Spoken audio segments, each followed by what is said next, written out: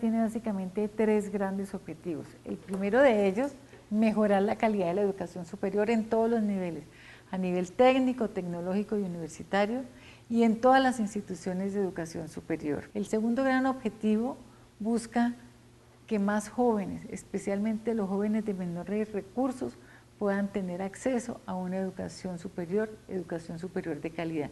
Y no solamente que accedan a la educación superior, sino que logren graduarse. Lo tercero que buscamos nosotros es poner a tono nuestra educación superior con las grandes exigencias de un mundo cada vez más globalizado, de tal manera que nuestros jóvenes profesionales sean capaces de resolver los problemas locales, regionales, nacionales en un mundo cada vez más global. Y por supuesto, para ello tendremos que incorporar más ciencia, más innovación, nuevas tecnologías y más desarrollo científico.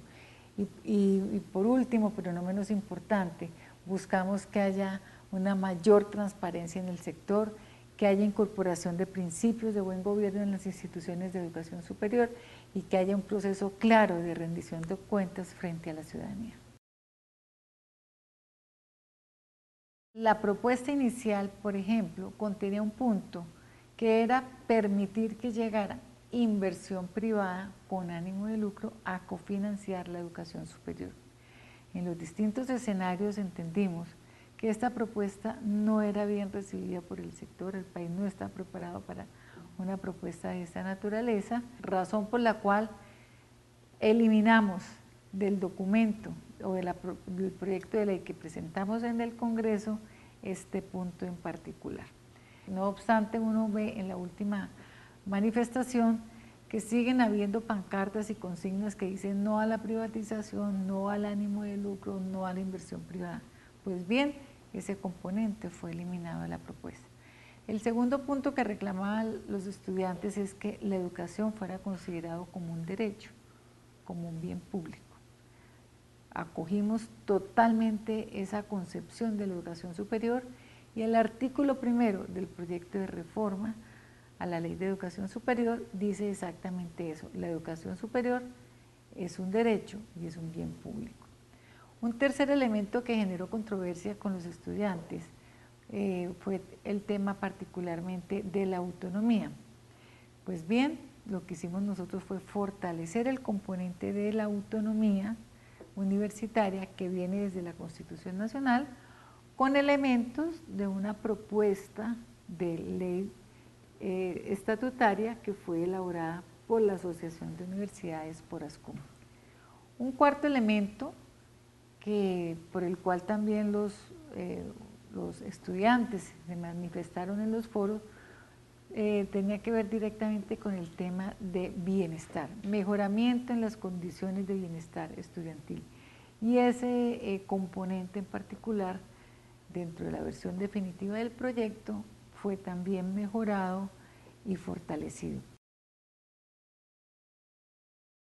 Eso sería terrible para el sector educativo y ese es el llamado que yo he venido haciéndole a la comunidad educativa, particularmente a los estudiantes. Los estudiantes inconformes con la propuesta tienen el legítimo derecho a protestar. Ese es un derecho que garantiza el Estado y el gobierno colombiano. Pero lo que sí le pedimos y exigimos es que esas marchas y esas protestas sean pacíficas, no vulneren el orden público y que no hayan actos de vandalismo. Además, le pedimos a los estudiantes que por favor no cesen las actividades académicas. El perjuicio es enorme para esos estudiantes que se van a ver afectados, es enorme para esos padres de familia que con un gran esfuerzo han logrado que sus hijos estén estudiando una carrera profesional y es una enorme pérdida para la sociedad y para el país. ¿Sabe cuánto vale el paro de todas las universidades públicas? Un día vale 10.700 millones de pesos. Es como si cogiéramos esa plata y la tiráramos a la caneca. El llamado que yo le hago a todos los estudiantes es, por favor, que unas pequeñas y pocas minorías no afecten el derecho de más de 550.000 estudiantes, que son los que estudian en universidades públicas. Yo le quiero dar un dato adicional. De ese total de jóvenes que estudian en universidades públicas, más del 50% de ellos provienen de familias de muy bajos recursos económicos.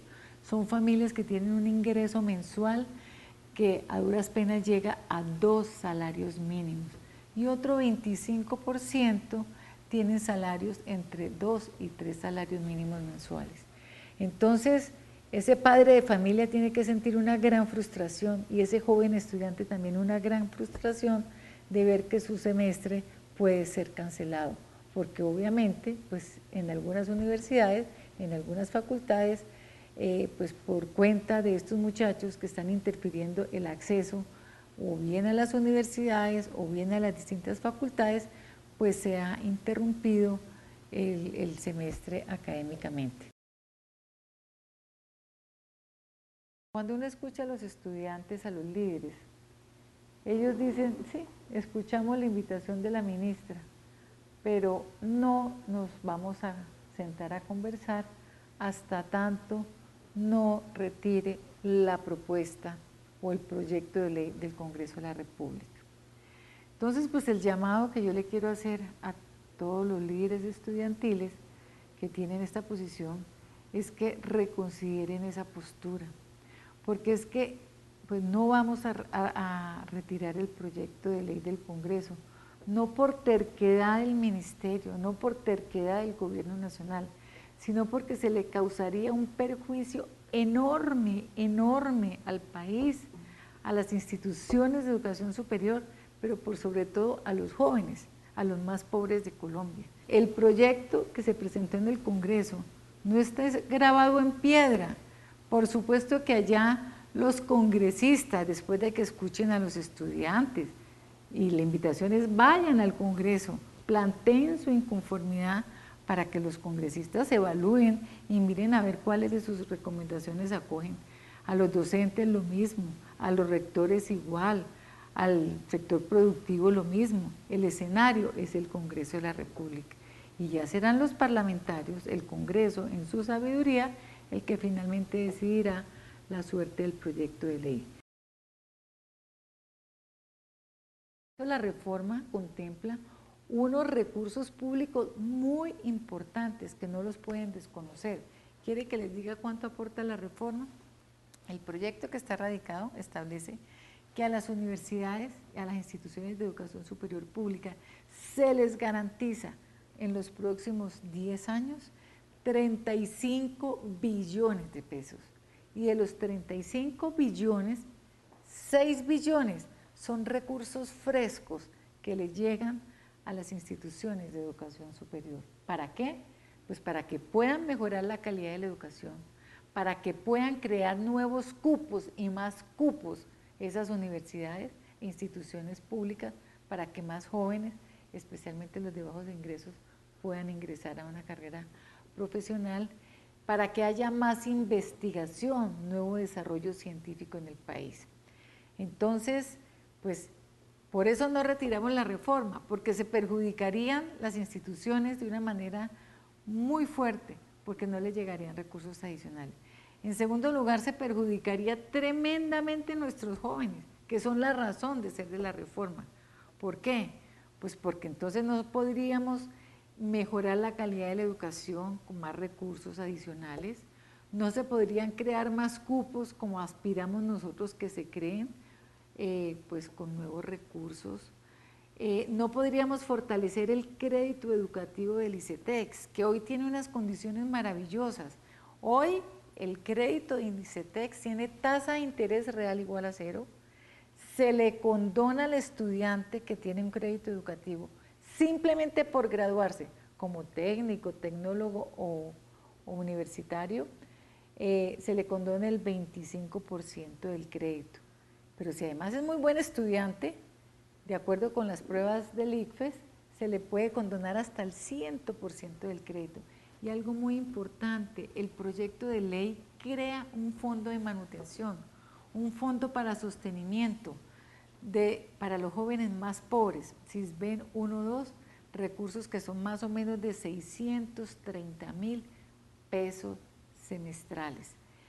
Y todos estos recursos de subsidio a la tasa de interés, de condonación del crédito y de subsidio de manutención, pues se prevé que para los próximos 3 años todos estos subsidios sumen 800.000 millones de pesos que van a ir directamente a los jóvenes más pobres de Colombia.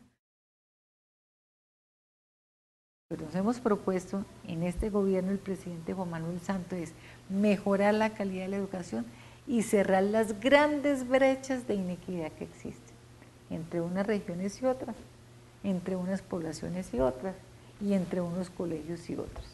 Entonces, todo el esfuerzo, todos los recursos financieros, asistencia técnica, estarán volcados hacia esas 3.000 escuelas y colegios oficiales de Colombia.